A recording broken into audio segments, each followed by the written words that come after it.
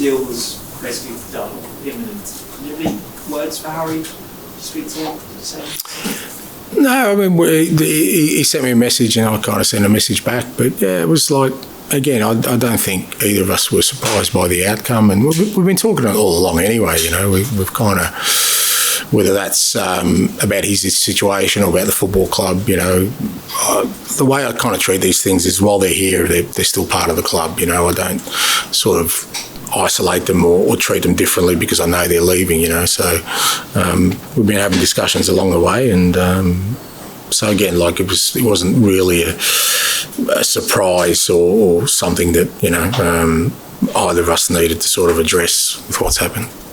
And some fans were sort of getting a bit excited or hoping that there might be some sort of buyback clause in this transfer. Is there anything you can reveal on that? Is there any chance that one day he could come back to Tottenham? No idea, mate. I've got no idea about the details of the deal, but he'll definitely be back at Tottenham one day, in one capacity or another. And, you know, like I said, when you have a career like he has at one football club, you're never not part of it, put it that way. Matt? Yeah, I just wonder, when it seemed like the deal was going to happen this morning, what the mood was like in the dressing room amongst the other players. Whether Harry's had a chance to say goodbyes to anybody at all, or might he come back and do that?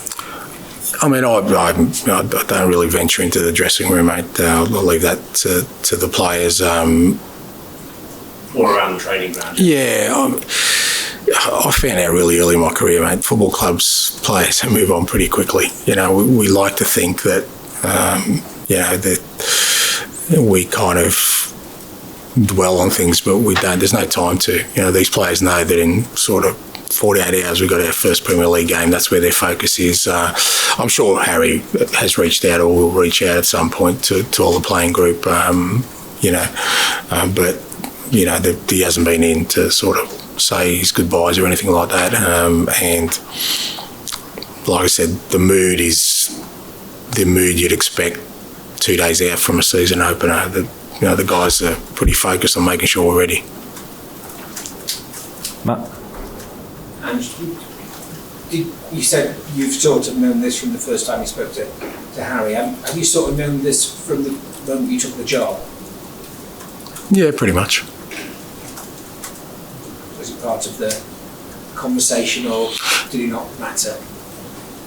What do you mean, did not matter? You want the job, either way Harry's going.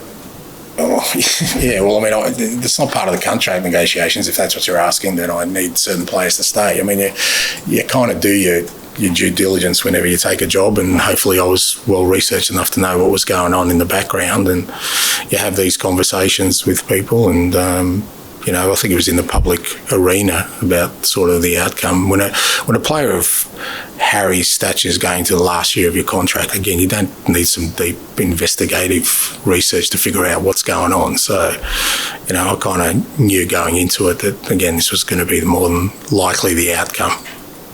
You understand the appeal for him of joining Birmingham?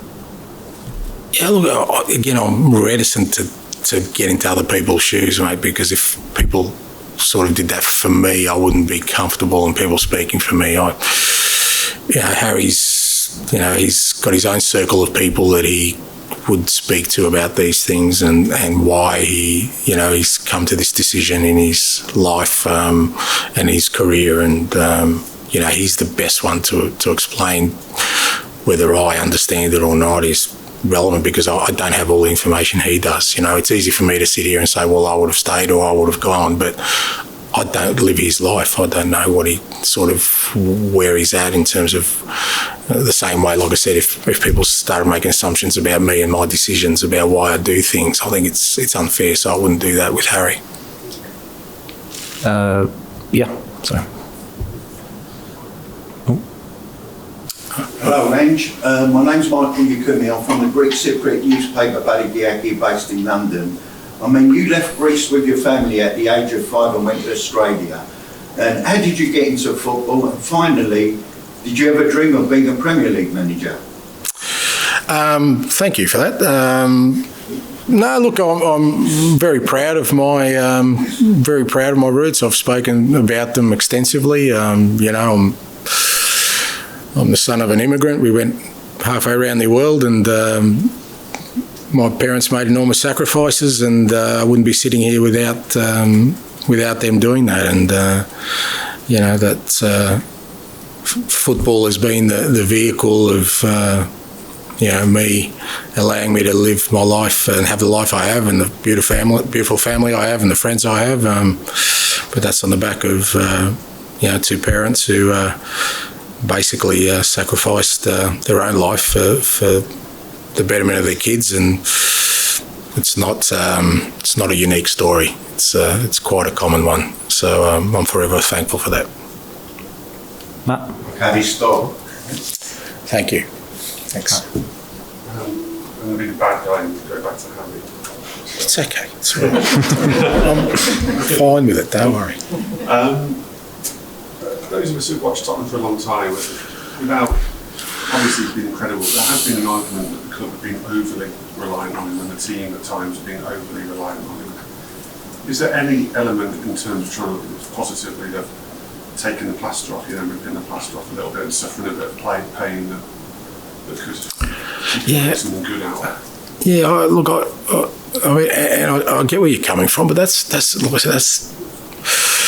doing a great disservice to a guy who did some unbelievable things. Like, you're kind of... There wouldn't be a manager in the Premier League or any club in the world that wouldn't want Harry Kane in their team. Like, that's the reality of it, So you can't say that, that because he's here, that's sort of stymied the club into having success. I just don't buy into that. I just think, he's done what he's utmost to try and have success at this football club, and it hasn't worked for a number of reasons. What we do know about this game is that it's very, very, very rare that an individual will be the difference. It's usually the collective. So what that offers us now, as you said, an opportunity to build a collective that brings us success. And within that context, you still want outstanding individuals. You still want the best players. That doesn't change. It's not like you kind of dismiss someone just because he's been part of something that hasn't been successful. That might be because of other reasons rather than what he's trying to bring to it. Dan? Just to follow up on that, Ange, there is obviously going to be a kind of vacuum in the dressing room in terms of leadership and on the pitch in terms of goals. Do you see, in a positive way, that being filled by other players stepping up and perhaps kind of emerging from Harry's shadow, as it were?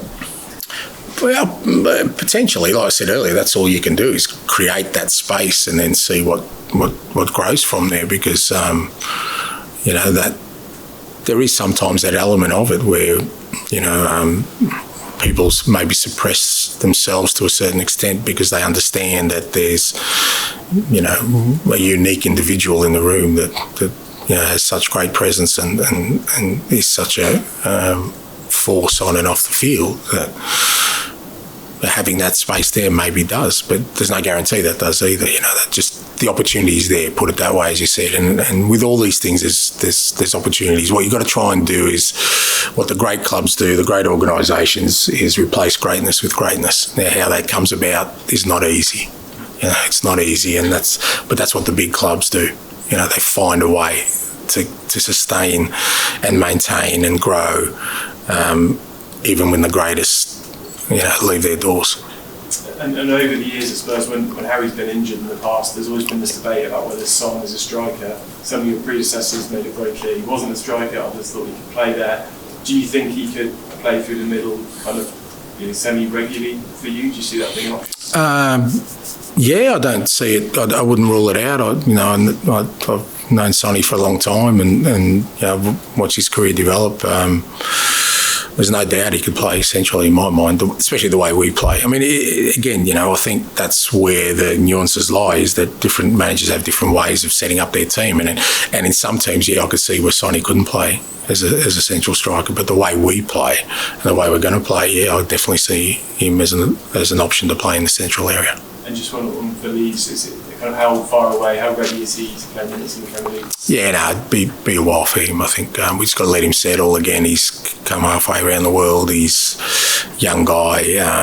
It's a fairly different level. He's he's one we will invest in the long term, but I wouldn't expect him to see any minutes over the sort of first part of the season. Okay, Ed, finish with this section with you, please. I'm just going to ask if you don't have to tell us something about what could you say to Harry, your message, just wish him all the best. Yeah, no, I'm not going to say, mate, but yeah. And I'm just interested in your role now with the boys that Harry's going to leave. How important is it that you give them a platform to step up to into his shoes? Yeah, again, I didn't wake up this morning kind of trying to cultivate that. That's been happening all along. Hopefully, obviously it's difficult for all you guys to see that because you're not here every day, but we've been trying to do that anyway. Like that, like I said, it's, I guess, the finality of it all today kind of hits everyone, and everyone's kind of going, what next? But this is not new for me. This is 6 weeks or 5 weeks into knowing that this was going to happen. So we've kind of been cultivating that anyway, in the way we've been going about things on and off the field. So nothing really changes there. Okay, and we'll end the embargoed section there and move on to the Sunday section finally. Rob, yeah, we'll do it in here. Rob and James. You can just talk about